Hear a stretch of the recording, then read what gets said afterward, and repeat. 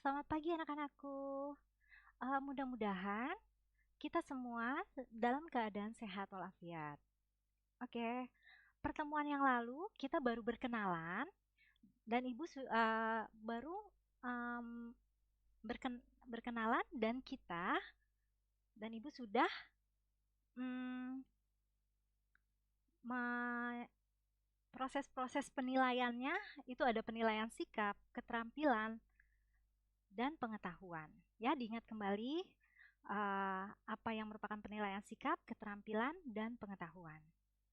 Oke, sekarang kita berkenalan dengan kimia. Bab 1 ini, hakikat dan peran kimia dalam kehidupan. Ya, dari judulnya saja, kimia itu sangat berperan dalam kehidupan kita. Nah, sebelum kita belajar, kalian tolong ubah mindset kalian yang selama ini mungkin berpikir atau mendengar bahwa kimia itu adalah pelajaran yang sulit. Ya, tolong ubah mindset kalian. Belajar kimia itu asik kok. Kalian kan sudah melihat demo ekskul KIR ya kemarin ya. Di dalam demo ekskul itu ada yang menghasilkan gas, ada yang menghasilkan api. Nanti kita doakan saja semoga pandemi ini cepat berakhir dan kita bisa mencoba itu di lab ya. Di kimia juga ada pelajaran yang materi tentang hafalan, tentang hitungan dan percobaan. Pokoknya lengkap deh pelajaran kimia. Oke ya, kita langsung saja.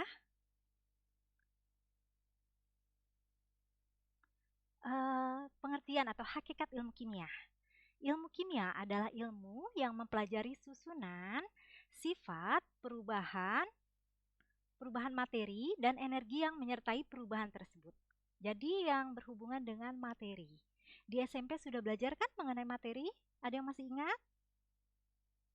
Nah, mungkin kalian ada beberapa yang lupa ya. Ibu akan mengingatkan kembali. Materi itu segala sesuatu yang memiliki massa dan menempati ruang.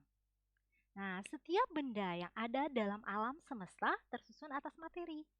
Contohnya udara yang kita hirup, tersusun atas nitrogen, oksigen, dan gas lainnya. Nah, kalian bisa coba mencari contoh-contoh materi di sekitar kalian ya. Oke, kita akan lanjut ke pembahasan berikutnya, yaitu susunan materi. Susunan materi itu adalah komposisi dari materi tersebut. Jadi, dalam suatu materi itu isinya apa, gitu ya maksudnya. Contohnya, air. Air itu tersusun dari dua unsur, yaitu hidrogen dan oksigen.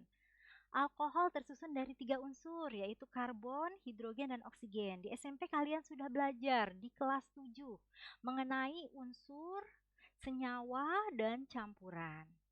Ya, diingat-ingat kembali ya pelajaran SMP-nya. Kita lanjutkan ke pembahasan berikutnya mengenai struktur materi. Struktur materi itu gambaran tentang bagaimana atom-atom saling terikat. Nah, di SMP juga sudah belajar mengenai atom. Ya, diingat-ingat kembali. Nah, struktur ini berpengaruh besar pada sifat materi. Contohnya intan dan grafit.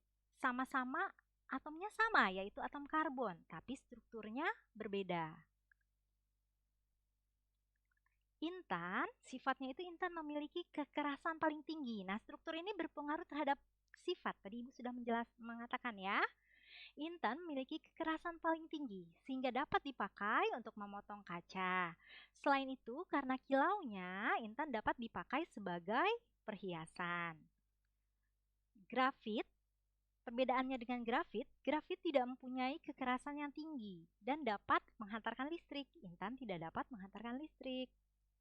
Oke, kita lanjut ke pembahasan berikut. Nah, ini adalah gambar struktur intan dan bergrafit. Yang ini struktur intan, seperti ini. Yang di sebelah kanannya adalah struktur grafit. Oke, kita lanjutkan. Sifat materi. Nah, setelah struktur, lanjut ke sifat materi, karena ada kaitannya ya.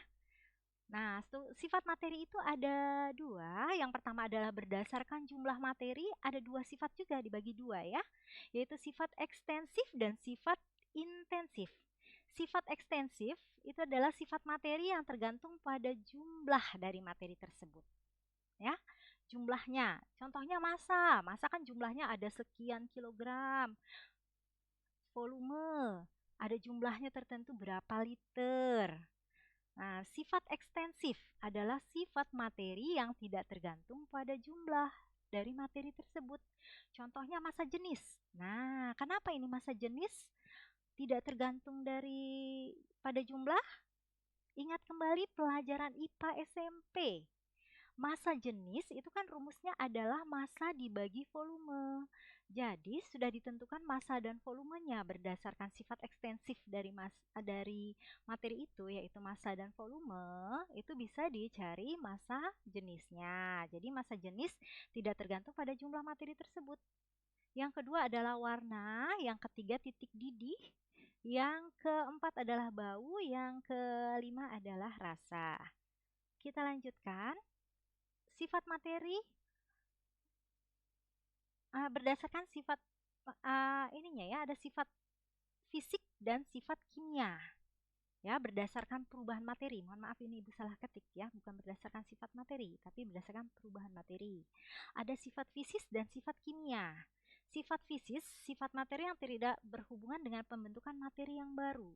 Contohnya massa, volume, titik didih, titik lebur, massa jenis, warna, rasa, dan bau. Jadi sifat yang tadi, sifat ekstensif dan intensif, itu masuk ke dalam sifat fisis. Ya, begitu.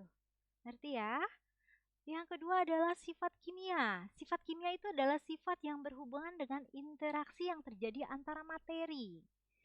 Nah, seperti tadi yang di demokir yang Ibu katakan tadi, pembakaran kayu, perkaratan besi, pembusukan, itu kan kemarin ada interaksi materi ya, sehingga menimbulkan gas, menimbulkan api, seperti itu.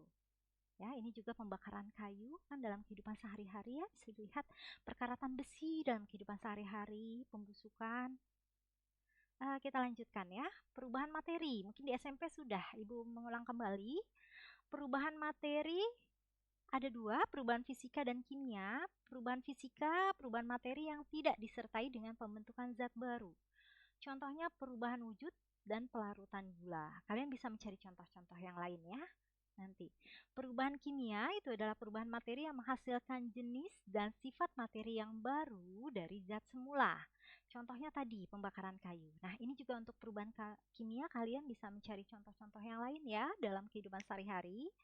Nah, para ahli menggunakan perubahan kimia untuk memanipulasinya untuk membuat bahan baru. Misalnya dalam pembuatan obat-obatan dan plastik. Juga dalam pembuatan yang lain ya. Oke, lanjut. Yang terakhir ada energi yang menyertai perubahan materi.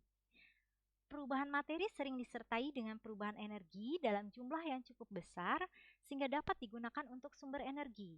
Nah, misalnya pada reaksi pembakaran bahan bakar minyak.